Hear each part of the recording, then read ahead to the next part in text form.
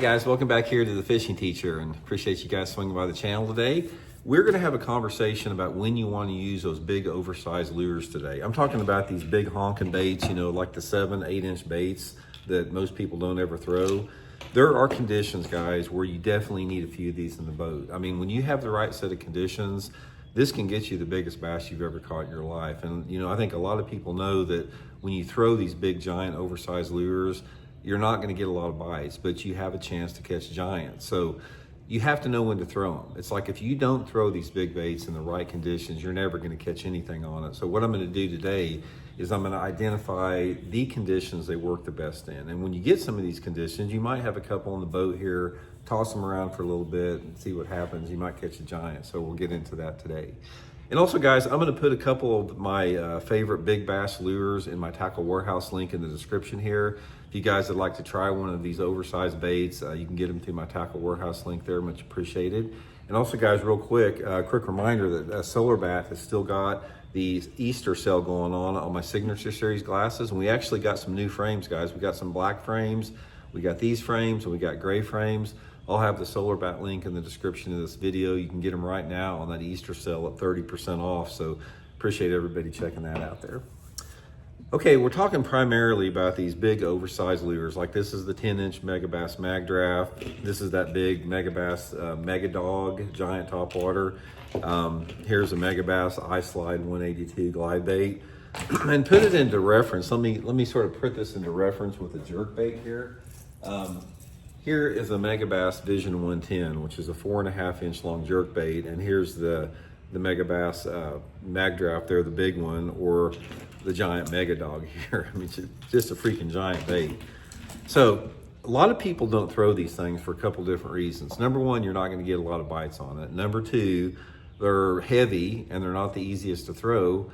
And number three, it's like you have to make a commitment to it. So before I get into the conditions on when you want to throw these, first thing that you have to do when you are wanting to try these big honking baits, you have got to have a shift in your mentality, and you're going to have to tell yourself, guys, I'm not going to get very many bites. I may only get a bite or two a day, if that, but I may catch a 10-pounder on it. And so you have to have this shift in your expectations for the day. And also, if you're going to ever catch anything on these big lures, you can't pick them up and throw them for 20 or 30 minutes and then put it down because you're tired of throwing them. You have got to chunk the thing all day long. Let me give you guys a prime example. You know, a friend of mine, Oliver Nye, is probably the premier big bass expert in the world. He throws all these big honking baits like this.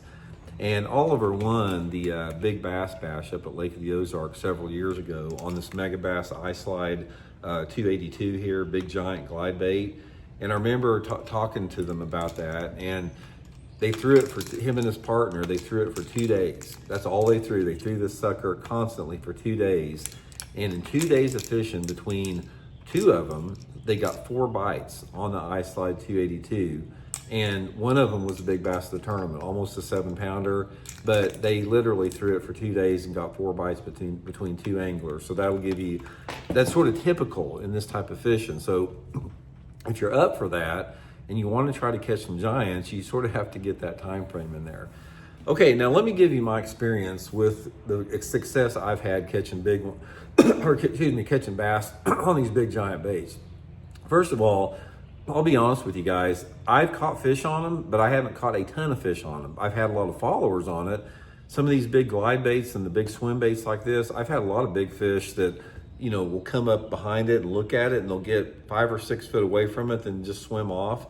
But as far as getting them in the boat, it's not something you're going to get a lot of fish in the boat in.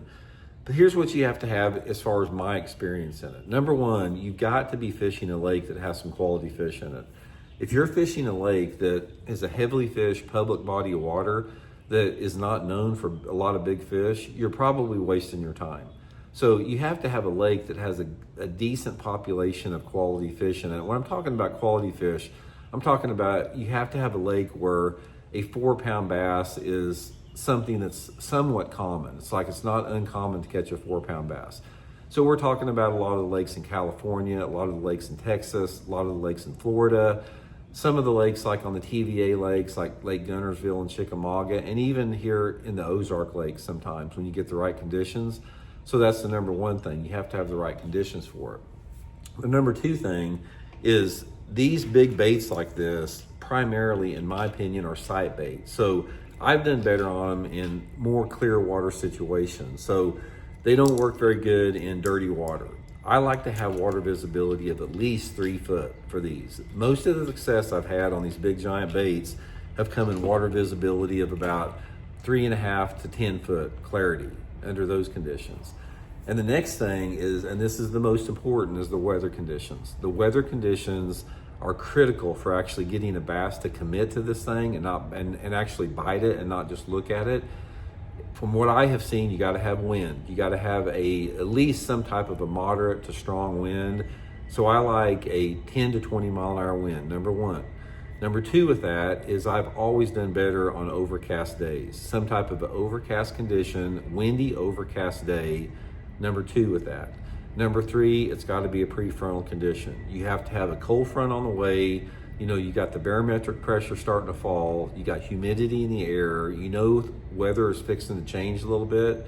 So when you have that combination of the wind, the clouds, you know, the front on the way, it activates those bigger fish, you know, to bite. That is a very, very critical thing to remember with that. And then finally on that is there's a window with these things as far as the time of the day. And they don't, for me, they have never worked early or late in the day. It's almost like a midday type of a bait. So I want those conditions that I talked about during the middle of the day. That's going to be premier conditions for that. And another thing with that is there's 2 windows during the year. Number one is the springtime of the year and the fall time of the year. Springtime of the year is the number one time fishing these glide baits or these big swim baits and glide baits, followed up by the fall time of the year. So that's the condition with it. Equipment's going to be a big deal, guys. You know, like this Megabass Mag Draft, this thing weighs 6 ounces. So you're going to have some type of a extra heavy action 8-foot rod, 25-pound test line. I use 25-pound test Seagarn Vizex, and it helps if you have a oversized bait cast reel, something that's got, you know, a 5 or 6 to 1 retrieve on it, that holds a lot of line, that has some strong gears in it. It's like fishing saltwater equipment a little bit. And then once you get that, guys, is just get out there and keep throwing it. And another thing that you're going to remember, or, you know, from what I have seen about it, is if you're going to get many bites on these big honking baits, is you've got to fish them on places that have deep water very close by, where the fish come up on them. So therefore, you're fishing like points, main lake and secondary points, steep channel banks, steep bluff banks, over the tops of submerged or standing timber, some deeper water where those fish come up on it. And if you get all those combinations, you're on the right lake at the right time of the year with the right weather conditions, and you commit to the technique, your chances of catching a giant go way up with it. So anyway, guys, I just wanted to throw that out there. Like I said, I'll link a few of these big honking baits in the Tackle Warehouse link. And just another thing you might want to try. You may or may not be interested in it, but that's the advice I'll give you if you are. So we'll talk later.